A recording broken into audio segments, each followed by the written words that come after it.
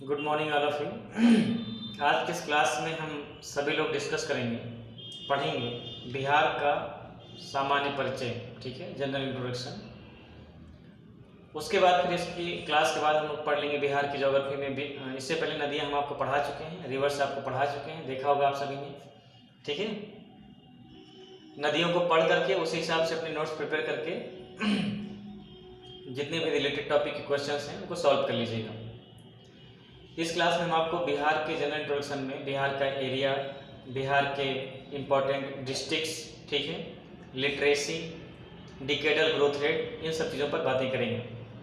तो ध्यान से इसको समझिए और फिर हम लोग पढ़ना स्टार्ट करते हैं। जब भी हम किसी राज्य को पढ़ते हैं, राज्य विशेष को या भारत को, तो हम लोग सबसे पहले देखते हैं उसकी स्थिति क्या है, यानी कि उसकी लोकेशन क्या है।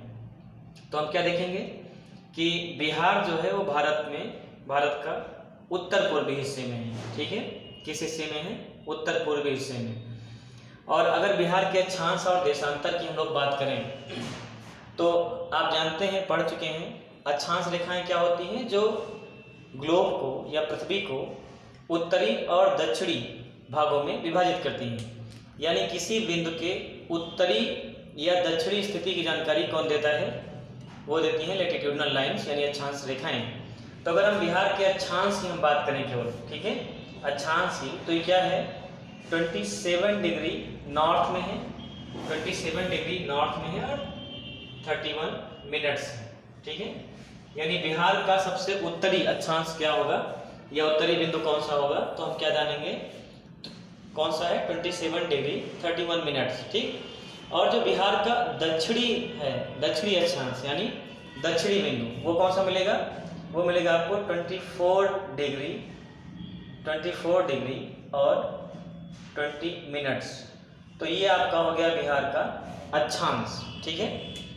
अगर पूछा जाए बिहार का विस्तार कहाँ से कहाँ तक है या बिहार का उत्तरी और दक्षिणी अक्षांश बताइए, तो आप बता देंगे कि बिहार का विस्तार 24 डिग्री 20 मिनट उत्तर से लेकर, दोनों ही उत्तर कहेंगे क्योंकि पूरा भारत कहाँ है? उत्तरी गोलार्ध में। ये बात हम लोग कर चुके हैं भारत के भूगोल में कि पूरा भारत उत्तरी गोलार्ध में है, तो भारत का दक्षिणी बिंदु भी उत्तर में होगा, उत्तरी बिंदु भी उत्तर में होगा। और जब भारत की किसी भी बिंदु का आप अक्षांश देखेंगे तो आपको उत्तर में ही दिखेगा, ठीक है। जैसे ये मार्कर अगर भारत में है और हम आपसे कहें कि मार्कर का अपर पॉइंट कहाँ होगा, तो आप कहेंगे उत्तर में। ये पॉइंट कहाँ होगा, तब भी आप कहेंगे उत्तर में, क्योंकि पूरा का पूरा मार्कर भारत में और पूरा का पूरा भारत उत्तरी गोलार्ध में है, नॉर्दर्न हेमिस्फीयर में, ठीक है।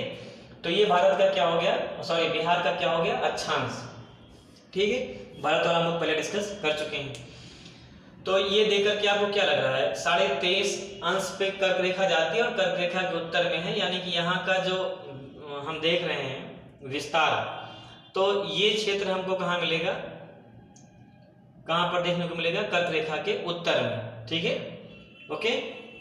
अब बात करते हैं हम बिहार के देशांतर की। तो जैसे आपने देखा कि अक्षांश रेखाएं किसी बिंदु के उत्तरी या दक्षिणी में होने की जानकारी देती हैं, ऐसे ही जो देशांतर रेखाएं होती हैं वो किसी बिंदु के पूर्वी या पश्चिमी में होने की जानकारी देते हैं कि कोई बिंदु पूर्व में है या कोई बिंदु पश्चिम में है। जानकारी हमें कहाँ से मिलती है? ये जानकारी हमको मिलती है किससे? देशांतर रेखाओं से, ना कि अक्षांश से। अक्षांश उत्तर और दक्षिण स्थिति की जानकारी देते हैं। तो जब हम देखते हैं देशांतर रेखाओं के बारे में, यानी लॉन्गिट्यूडनल लाइन के बारे में, तो इन पूर्वी और पश्चिमी बिंदु की जानकारी देती हैं। अब अगर हम लॉन्गिट्यूडनल पॉइंट की बात करें, यानी देशांतर की बात करें, तो हम क्या देखेंगे कि 83 डिग्री 83 डिग्री 19 मिनट्स पूर्व, ठीक है, ये बिहार का पश्चिमी बिंदु है या पश्चिमी क्या है? लॉन्गिट्यूड है, यानी देशांतर है। जब पूर्वी की बात करते हैं तो ये आपको मिलता है 88 डिग्री 17 मिनट्स, ठीक है, 88 डिग्री 17 मिनट्स। तो ये बिहार का उत्तरी, दक्षिणी, पूर्वी, पश्चिमी, लेकिन लिखेंगे दोनों तरफ पूरब ही, क्योंकि पूरा का पूरा बिहार कहाँ है या पूरा का पूरा भारत कहाँ है? पूर्वी गोलार्ध में, ठीक है। ये बात अगर आप नहीं समझ पा रहे हैं तो जो पिछली वाली क्लास आपको पढ़ाई है तो उसमें देखिएगा, ये आपको फिर से वहाँ बता दी जाएगी। तो आपने अक्षांश और देशांतर बिहार का क्या समझ लिया, ठीक है।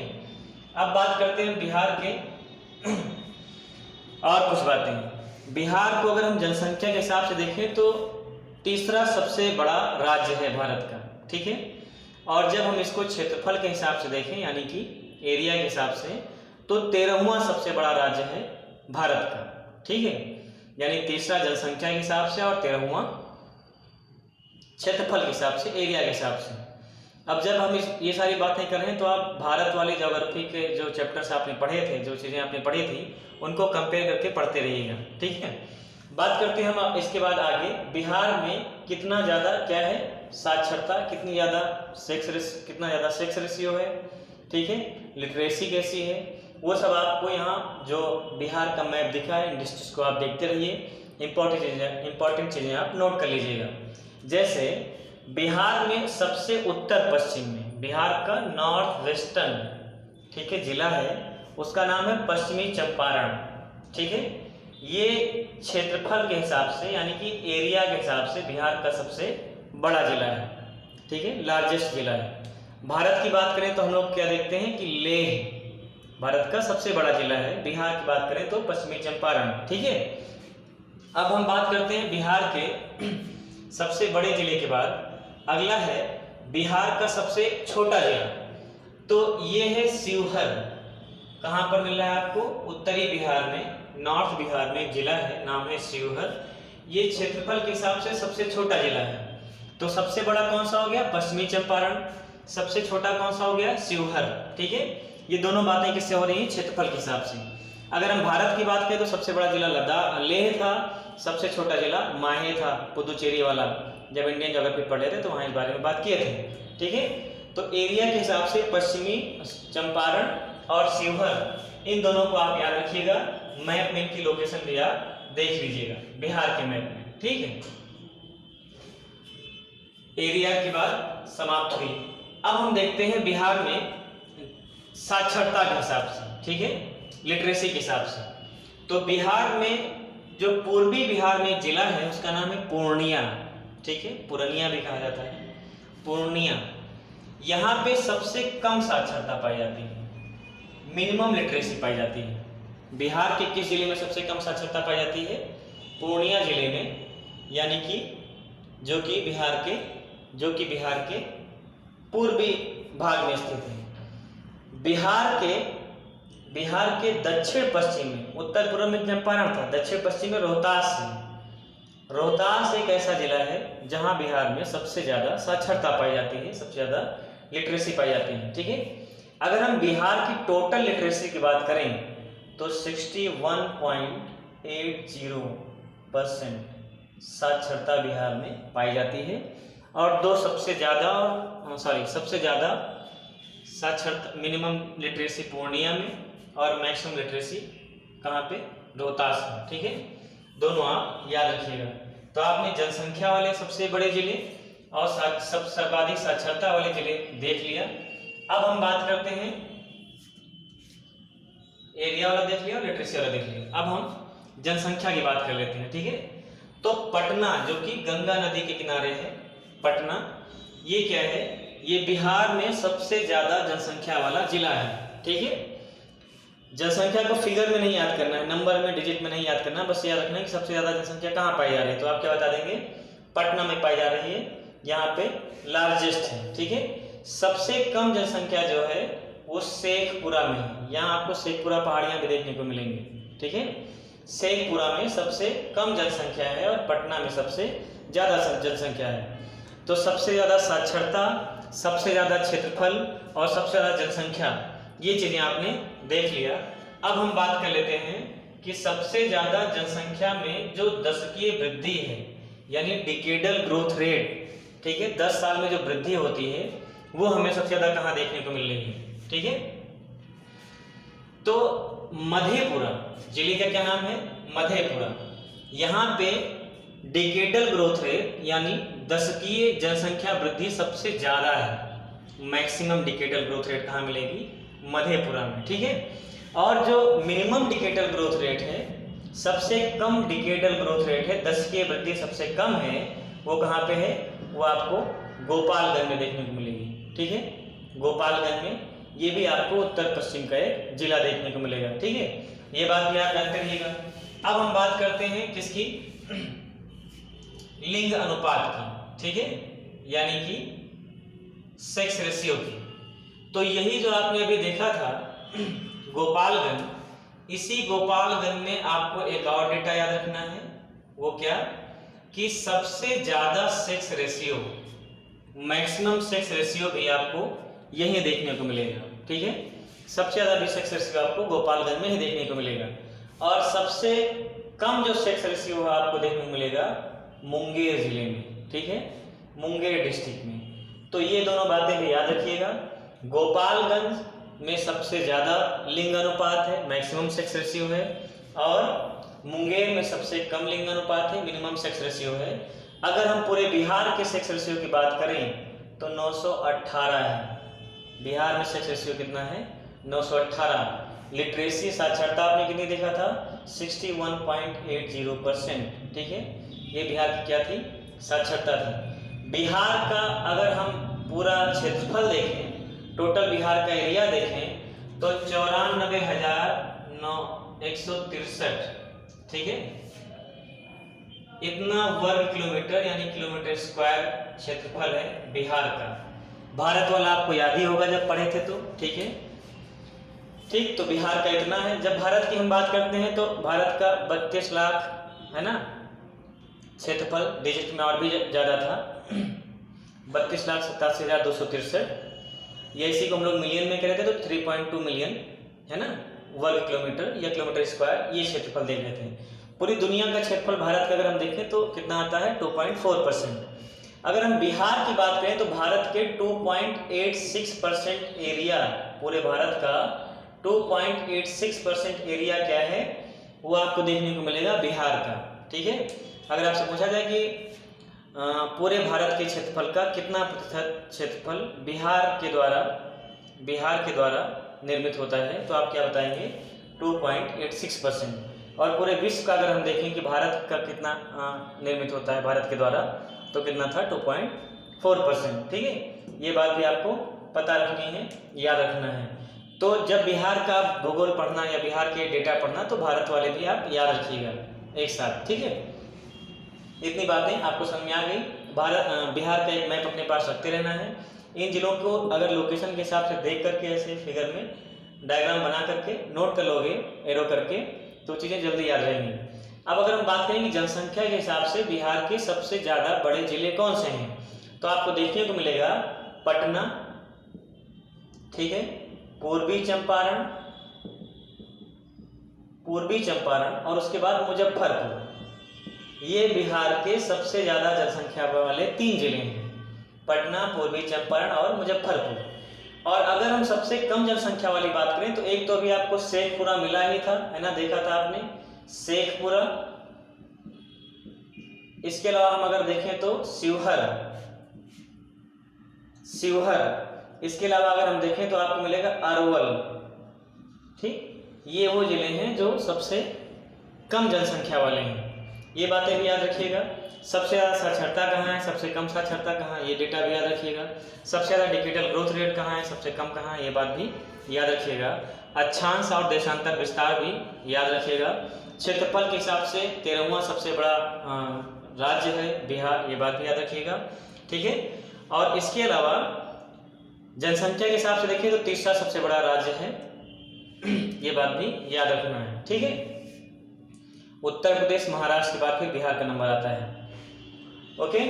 तो इतनी बातें आप नहीं भूलना है। अब इसके बाद अगर हम बात करें बिहार के भूगोल की, ज्योग्राफी की, तो देखिए बिहार की ज्योग्राफी को हम लोग समझते हैं, ठीक है। Good morning all of you. इस वाले लेक्चर में हम लोग बिहार की ज्योग्राफी पढ़ेंगे, ठीक है, यानी बिहार का फिजियोग्राफिक डिवीजन, बिहार का भौतिक विभाजन। तो अगर हम बिहार के भौतिक विभाजन को हम देखें तो इस आधार पर समझ सकते हैं। पहले हम ये जान जाते हैं कि बिहार की स्थिति क्या है। तो हम देखते क्या हैं कि बिहार के दक्षिण में पश्चिम बंगाल सीमा बना रहा होता है, ठीक है।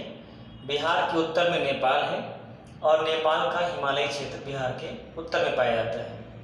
और यहीं से शिवालिक श्रेणी, ठीक है, शिवालिक रेंज गुजरती है।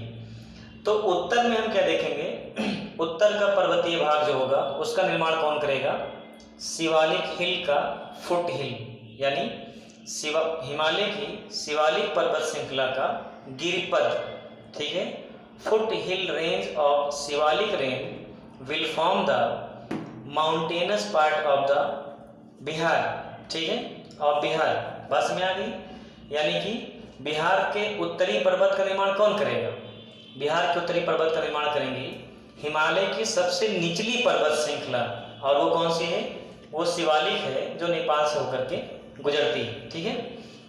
उसके बाद हम क्या देखेंगे कि बिहार के बीचों बीच से होकर के गुजरती है क्या, गंगा नदी, गंगा रिवर, ठीक। तो गंगा नदी जब इसके बीचों बीच से होकर के प्रवाहित होती है तो हम जानते हैं कि जब नदियां बहती हैं तो अपने मार्ग में मिट्टी को काट करके, अपरदित करके, सॉइल को इरोड करके उसे प्रवाहित करते हुए लेकर जाती हैं और मार्ग में अपने छोड़ देती हैं। उसी के द्वारा मैदान का निर्माण होता है, प्लेन का फॉर्मेशन होता है। इस प्रकार की मिट्टी को हम जलोढ़ मिट्टी कहते हैं या एलुवियल मिट्टी कहते हैं, ठीक है, यानी ऐसी मिट्टी जो नदियों के द्वारा अपरदन से निर्मित होती है, ठीक है। The soil that is formed after the erosion by the rivers, ठीक, is known as alluvial soil, उसे हम क्या कहते हैं, जलोढ़ मिट्टी कहते हैं। अगर ये हर साल नई मिट्टी आ रही है बाढ़ से या नदियों के द्वारा लाई जा रही है तो उसको हम क्या कहते हैं, नवीन जलोढ़ मिट्टी। और अगर ये पुरानी हो जाती है तो उसे हम क्या कहते हैं, पुरानी जलोढ़ मिट्टी, ठीक है। बात करते हैं हम बिहार के भौतिक विभाजन पर, फिजियोग्राफिक डिवीजन पर। तो नॉर्थ में हमको क्या मिलेगा, नॉर्थ में मिलेगा हमको हिल, है ना, कौन सी हिल, वो हिल जिनका निर्माण होगा शिवालिक पर्वत श्रृंखला के द्वारा। बीच में हमको क्या देखने को मिलेगा, बीच में क्या देखने को मिलेगा, गंगा का मैदानी क्षेत्र। गंगा का मैदानी क्षेत्र लगभग 95%, 95% part of the Bihar, 95% region of Bihar is the plain of Gangetic river, ठीक है, एंड इट्स ट्रिब्यूटरीज। तो इसे हम गंगेटिक प्लेन भी कहेंगे या गंगा का मैदानी क्षेत्र कहेंगे, क्यों, क्योंकि गंगा इसमें मुख्य नदी है। उत्तर में आकर के जैसे गंडक नदी, बूढ़ी गंडक नदी, है ना, कोसी नदी, ठीक, ये सारी नदियां क्या कर रही हैं, मिट्टी को लेकर के आ रही हैं और यहाँ भी मैदानी क्षेत्र का निर्माण कर रही हैं। दक्षिण में हम प्रायद्वीपीय नदियों को क्या देख रहे हैं, मान लीजिए कर्मनाशा नदी, सोन नदी, पुनपुन नदी, अजय नदी, क्यूल नदी, ये सब नदियां भी क्या कर रही हैं, लेकर के आ रही मिट्टी को। तो उत्तर में भी एक मैदान का निर्माण हो रहा है, दक्षिण में भी एक मैदान का निर्माण हो रहा है। अब बात आती है कि सारी नदियां इधर क्यों जाती हैं, क्योंकि बिहार का जो ढलान है, बिहार का जो स्लोप है, उत्तर में देखें तो यहाँ भी क्या है, ये नेपाल हिमालय वाला पार्ट है तो ऊंचा है। दक्षिण में देखें तो प्रायद्वीपीय पठार है, पेनिनसुलर पठार, ये भी ऊंचा है। लेकिन बिहार के बीचों बीच में जहाँ से गंगा बह रही है, जो गंगा रिवर बेसिन है ना, मुख्य घाटी है, वहाँ पे क्या है, लो लैंड है। इसीलिए दक्षिण की नदियां भी गंगा में मिलती हैं, उत्तर की नदियां भी गंगा में मिलती हैं, ठीक है। अब यहाँ पे एक अंतर देखने को ये मिलता है कि उत्तर वाली जो नदियां होती हैं ये कहाँ से आ रही हैं, ये हिमालय से आ रही हैं। हिमालय मतलब साल भर यहाँ क्या जमा रहेगी, बर्फ रहेगी, यानी ग्लेशियर रहेगा, ये आपको देखने को मिलेगा। इसीलिए यहाँ साल भर पानी देखने को मिलेगा। और ऐसे में जब मानसूनी वर्षा होती है तो पानी की मात्रा और बढ़ जाएगी। ऐसे में क्या होगा कि उत्तरी बिहार आपको सूखाग्रस्त देखने को मिलेगा, ये घटना भी होती है। तो बिहार के मैदानी भाग की बात करें तो गंगा का उत्तरी वाला मैदान और गंगा का दक्षिणी वाला मैदान, दोनों ही मैदान किससे बनते हैं, नदियों के द्वारा लाए गए अवसाद से, यानी कि सिल्ट से। तो ये भाग हो गया, पहला पार्ट देखा उत्तरी पर्वतीय भाग। बीच में फिर हमने क्या देखा, मध्य बिहार का मैदान, जो किसके द्वारा निर्मित होगा, गंगा के द्वारा, गंगा का उत्तरी, गंगा का दक्षिणी। अब बात करते हैं यहाँ इस वाले पार्ट की। तो यहाँ हम क्या देखते हैं, ये पूरा प्रायद्वीपीय पठार है, ठीक है, ये प्रायद्वीपीय पठार है। प्रायद्वीपीय पठार जब लोग पढ़ रहे थे तो हमने देखा था कि प्रायद्वीपीय पठार का विस्तार मेघालय तक था, है ना, मिकीर की पहाड़ियों तक देखा था हम लोगों ने, कामेई पहाड़ियों तक। तो वही प्रायद्वीपीय पठार का विस्तार छोटा नागपुर पठार भी है। तो छोटा नागपुर पठार, और ये आपको दिख रहा है कैमूर पठार। ये कौन सा पठार है, यहाँ एक जिला है कैमूर और यहाँ एक पठार है कैमूर का पठार, ठीक है। गया से लेकर के बांका तक होते हुए, ठीक है, कहां से, कैमूर से लेकर गया बांका तक सीमा तक पूरा का पूरा ये क्षेत्र कैसा है, ये प्रायद्वीपीय क्षेत्र है, ठीक है, प्रायद्वीपीय क्षेत्र का ये विस्तार है, ठीक है, this is the extension of peninsular part. और ये वाला पूरा क्षेत्र क्या कहलाएगा, पठारी क्षेत्र कहलाएगा, क्या कहलाएगा, पठारी क्षेत्र कहलाएगा। तो अगर हम देखें कि बिहार के भौतिक विभाजन या फिजियोग्राफिक डिवीजन को हम कैसे कर सकते हैं, तो 3 भाग में करेंगे। पहला कौन सा, नॉर्थ माउंटेनस पार्ट, उत्तरी पर्वतीय क्षेत्र, कौन बनाएगा, शिवालिक।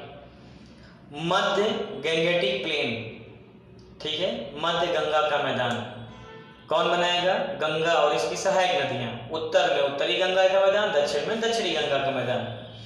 और सबसे सदर्न पार्ट में, बिहार के सबसे दक्षिणी भाग में क्या देखने को मिलेगा, ये पठारी क्षेत्र, ठीक है, यानी प्लेट्यू पार्ट। ओके, अब यहाँ कुछ इंपॉर्टेंट बातें हैं वो हम जान जाएं। तो 3 फिजियोग्राफिक डिवीजन आपने देख लिया, उत्तर का पर्वतीय क्षेत्र, शिवालिक पर्वत बना रहा है, चंपारण, ये पश्चिमी चंपारण जिला है, इसके उत्तरी भाग में देखने को मिलेगा, पश्चिमी चंपारण में उत्तरी भाग में, ठीक ठीक, यानी पश्चिमी चंपारण के उत्तरी भाग में आपको शिवालिक श्रृंखला देखने को मिलेगी, यहाँ पर्वत बनेंगे, इन पर थोड़ा देख लेते हैं। यहाँ आपको 3 पहाड़ियाँ मुख्य रूप से 3 भागों में हम इसको डिवाइड करेंगे। पहला कौन सा, सुमेश्वर पहाड़ी, ठीक है, सुमेश्वर पहाड़ी, यहाँ कुछ जानने वाली बातें हैं वो आप जान जाइए। अगर हम सुमेश्वर पहाड़ी की बात करें तो सुमेश्वर पहाड़ी के पास में आपको एक गैप मिलेगा, एक दर्रा मिलेगा, जिसका नाम है भिखना टोरी। क्या नाम है, भिखना टोरी। यहाँ पर एक दर्रा देखने को मिलता है, गैप। यही दर्रा बिहार और नेपाल के बीच में क्या करता है, रास्ता निर्मित होता है, इनसे मार्ग निर्मित होते हैं, ठीक है, भिखना टोरी। और यहीं पर एक आपको नहर देखने को मिलेगी, उसका नाम है त्रिवेणी नहर, ठीक है, क्या नाम है, त्रिवेणी नहर। तो अगर आपसे पूछा जाए कि सोमेश्वर पहाड़ी किसका हिस्सा है, तो पहली बात आप बताएंगे शिवालिक पर्वत का विस्तार है, ठीक है, जो बिहार के पश्चिमी चंपारण जिले में है। और ये जो है किनके बीच में स्थित है, तो भिखना टोरी नाम के दर्रा यानी गैप में स्थित है। दर्रा आप जानते हैं 2 पर्वतों के बीच का जो स्थान होता है उसको हम गैप कहते हैं, पास कहते हैं या दर्रा कहते हैं। तो भिखना टोरी हो गया और त्रिवेणी नहर होगी, यहाँ पे सोमेश्वर पहाड़ी होगी। सोमेश्वर पहाड़ी पर जो बिंदु है वो सबसे उच्च बिंदु है, हाईएस्ट पॉइंट है, कहाँ का, बिहार का, ठीक है, सबसे हाईएस्ट पॉइंट है। उसका नाम देख लीजिए आप, उसका नाम है फोर्ट सोमेश्वर। उसका नाम क्या है, उसका नाम है फोर्ट सोमेश्वर।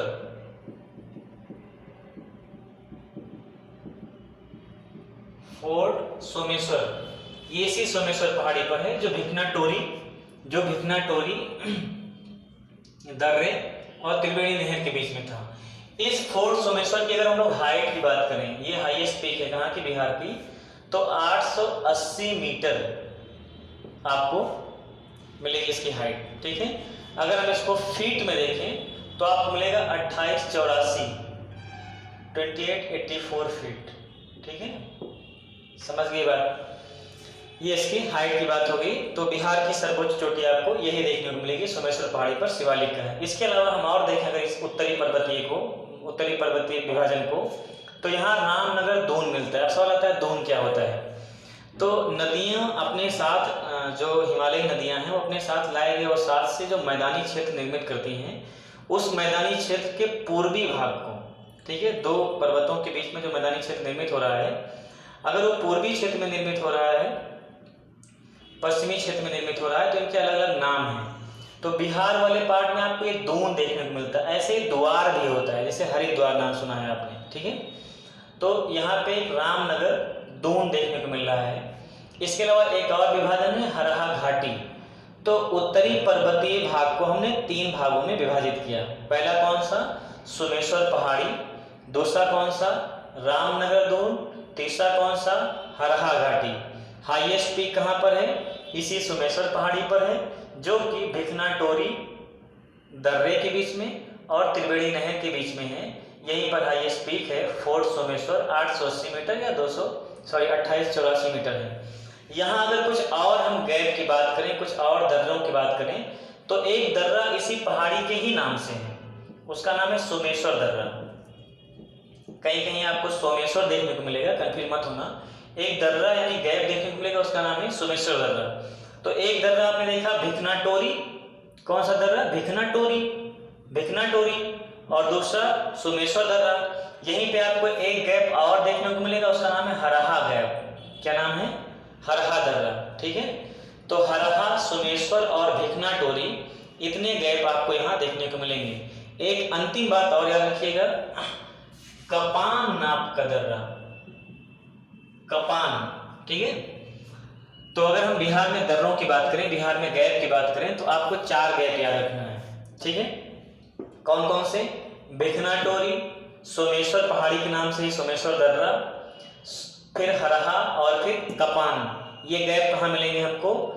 पश्चिमी चंपारण में शिवालिक पर्वत के विस्तार में ही ये दर्रे देखने को मिलते हैं। ठीक है, तो ये हमने उत्तरी पर्वतीय क्षेत्र देख लिया। अच्छा, जो शिवालिक पर्वत का फुटहिल का रीजन है, यानी गिरिपद, यानी पर्वत का जब पद होता है, पैर जहां पर समाप्त हो रहा है पर्वत, उस फुटहिल वाले रीजन को हम क्या कर रहे हैं? तराई वाला क्षेत्र। तो अगर आपसे ये पूछा जाए कि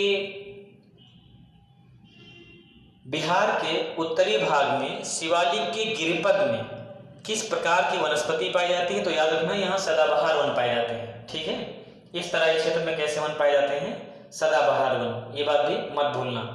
तो शिवालिक के फुटहिल वाले रीजन को तराई वाला भाग, यहाँ के पर्वतीय विस्तार, आपने पर्वतीय विभाजन आपने देख लिया, दर्रे देख लिया, चोटी देख लिया, और यहाँ पाया जाने वाला प्रमुख वन देख लिया। कौन सा था?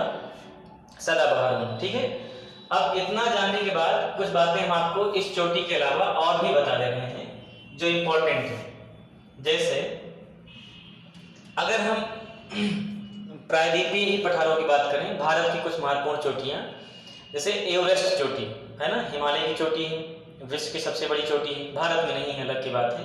नंदा देवी भारत में है, उत्तराखंड में। ठीक है, अब हम बात करते हैं अन्य चोटियों की जो इंपॉर्टेंट है। ये हिमालय वाली चोटियां आप देख लीजिएगा एक बार। सबसे प्राचीन पर्वत श्रृंखला भारत की कौन सी है? अरावली। इसकी सबसे ऊंची चोटी कौन सी है? गुरु शिखर। ठीक है, कहां पर है? माउंट आबू, यानी आबू पहाड़ी पर है। अरावली पर्वत श्रृंखला में ही आबू पहाड़ी पर है। उसके अलावा सतपुड़ा पर्वत की अगर हम देखें तो यहाँ की हाईएस्ट पीक जो है वो मध्य प्रदेश में है, नाम है उसका धूपगढ़। ठीक है, धूपगढ़। इसके अलावा अगर हम विंध्य पर्वत या विंध्याचल पर्वत की बात करें तो यहाँ की जो हाईएस्ट चोटी है उसका नाम क्या है? उसका नाम है कलुमगढ़। ठीक है, कलुमनार। क्या नाम है? कलुमनार।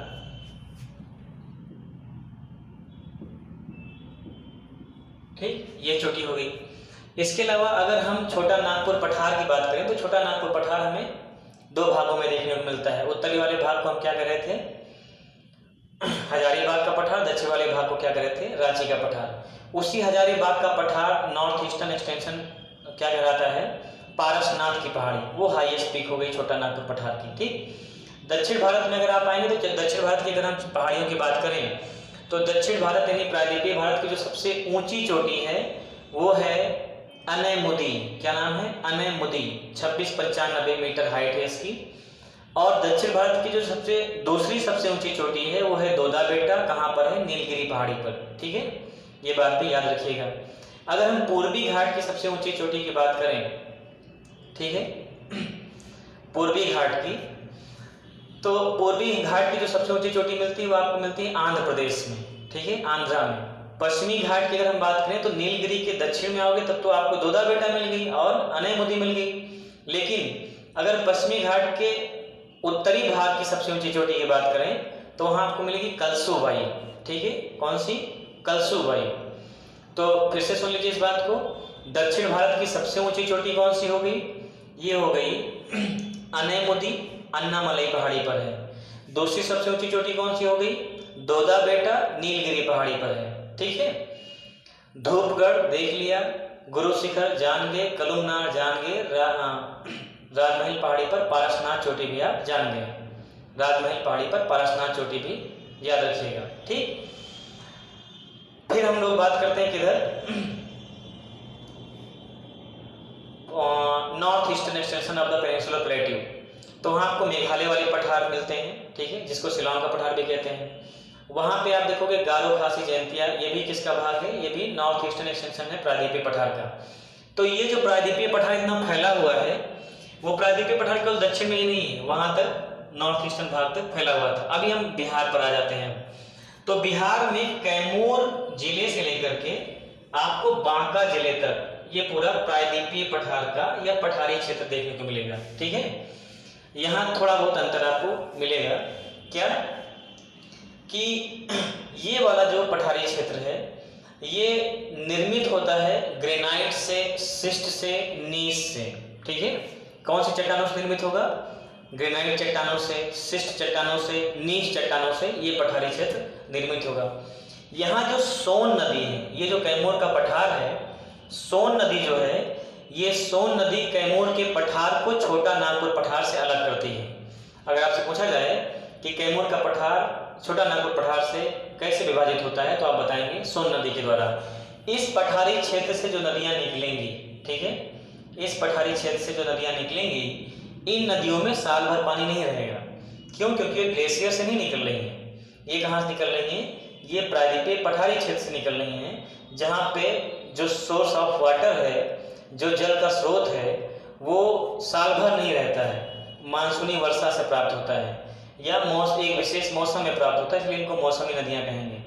तो ये वाला भाग साल भर पानी था, है ना, बाढ़ग्रस्त रहता है। ये वाला भाग सूखाग्रस्त रहता है क्योंकि साल भर पानी यहाँ नहीं रहता है। उत्तर पर्वतीय देख लिया, दक्षिण पर्वतीय देख लिया। अब हम एक बार मैदानी क्षेत्र की बात कर लेते हैं, ठीक है, मैदानी क्षेत्र की। तो गंगा और इसके उत्तर से आकर के प्रवाहित होने वाली जो नदियां हैं, ये सभी नदियां पश्चिमी चंपारण से लेकर के समस्तीपुर, बेगूसराय, सहरसा और कटिहार तक आपको जो मैदान देखने को मिलेगा वो गंगा का उत्तरी मैदान, ठीक है, उत्तरी गंगा का मैदान देखने को मिलेगा। इसके अलावा आपको ये गया, शेखपुरा और बांका तक का जो क्षेत्र आपको देखने को मिलेगा, ये आपको दक्षिणी गंगा का मैदान देखने को मिलेगा, ठीक है। यहाँ कुछ बातें बस आपको याद रखना है। दक्षिणी जो मैदान है, इसमें जो भाग जलमग्न हो जाता है, जैसे दक्षिणी मैदानी क्षेत्र में कुछ ऐसे क्षेत्र भी हैं जो पानी से डूब जाते हैं, ठीक है, जो पानी से क्या होते हैं, डूब जाते हैं। और ऐसे भी कुछ उत्तरी भाग क्षेत्र में हैं जो पानी से डूब जाते हैं। उत्तरी भाग में ज़्यादा ऐसे क्षेत्र मिलते हैं क्योंकि यहाँ साल भर क्या रहता है, पानी रहता है। तो उत्तरी भाग का ऐसा क्षेत्र जो जलमग्न हो जाता है, उत्तरी मैदानी क्षेत्र का, उत्तरी गंगा के मैदानी क्षेत्र का ऐसा हिस्सा जो जलमग्न रहता है, उसको चौर कहते हैं। क्या कहते हैं? चौर, ठीक है। जैसे लखनी चौर क्या है, जलमग्न है, ठीक है, एक नाम है लखनी चौर। इसके अलावा आपको एक नाम और देखने को मिलेगा, सदरपुर चौर, ठीक है, ये भी क्या है, जलमग्न है। तो उत्तरी मैदानी, गंगा के उत्तरी मैदानी क्षेत्र का जो भाग जलमग्न रहेगा उसको हम क्या कहेंगे, चौर कहेंगे। दक्षिण में आपको क्या देखने को मिलेगा कि दक्षिण में गंगा नदी के इस वाले पार्ट में, ये गंगा नदी अगर बह रही है तो गंगा नदी के दक्षिणी भाग में एक विशेष प्रकार की लो लैंड पाई जाती है, निम्न भूमि पाई जाती है, एक विशेष प्रकार की निम्न भूमि पाई जाती है, ठीक है। ये करीब लगभग 15 किलोमीटर, है ना, 15 किलोमीटर दूरी तक, गंगा नदी के दक्षिण में 15 किलोमीटर दूरी तक एक क्या पाई जाती है, निम्न भूमि। पटना से लेकर के, इस पटना से लेकर के इधर लखीसराय तक, ठीक है, ये लो लैंड पाई जा रही है। इसको हम क्या कहते हैं, टाल कहते हैं, टाल। यहाँ जो मिट्टी पाई जाती है उसको भी टाल मिट्टी कहते हैं, ठीक। तो टाल कहाँ मिलेगा, दक्षिणी गंगा के मैदानी क्षेत्र में, ठीक। चौर कहाँ मिलेगा, उत्तरी गंगा के मैदानी क्षेत्र में, ठीक है। गंगा का मैदानी क्षेत्र बहुत ही उपजाऊ क्षेत्र है, उपजाऊ क्षेत्र है क्योंकि ये मिट्टियाँ उपजाऊ होती हैं, इनमें जल धारण क्षमता भी अधिक होती है, इसीलिए इनमें ज़्यादा से ज़्यादा अनाज उगाया जा सकता है। लेकिन ये जो दक्षिणी क्षेत्र होता है इसका कुछ भाग सूखाग्रस्त होता है, उत्तरी भाग अधिक उपजाऊ है लेकिन ये भी बाढ़ग्रस्त होता है, लेकिन फिर भी मिट्टी यहाँ की उपजाऊ है। प्रश्न अगर पूछा जाए कि उपजाऊ मिट्टी होने के कारण भी, यानी अच्छे संसाधन होने के कारण भी ऐसी परिस्थितियाँ क्यों नहीं उत्पन्न होती हैं कि हाँ इनका अधिक से अधिक हम क्या कर सकें, इन क्षेत्रों से उत्पादन प्राप्त कर सकें। तो कारण क्या है कि जल संसाधन का उचित प्रबंधन नहीं है। जो अतिरिक्त जल है वो बाढ़ के रूप में बह करके चला जा रहा है बंगाल की खाड़ी में, ठीक है। नीचे वाला जो भाग है वो सूखाग्रस्त है, तो ऊपर इतना पानी है कि बाढ़ आ जा रही है और नीचे कम पानी है कि सूखा आ जा रहा है। अगर यहाँ पर इस जल संसाधन का, वाटर रिसोर्स का इफेक्टिव मैनेजमेंट किया जाए तो ये चीज़ें सही हो सकती हैं। बातें हम फिर से आते हैं अपने टॉपिक पर। क्या जानते हैं कि उत्तर में आपने देख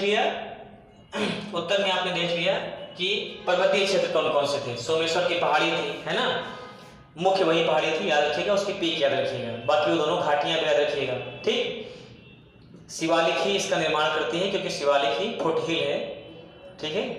शिवालिक की फुट हिल क्या है, सोमेश्वर पहाड़ी है। मध्य में आपको गंगा का मैदान मिल रहा है।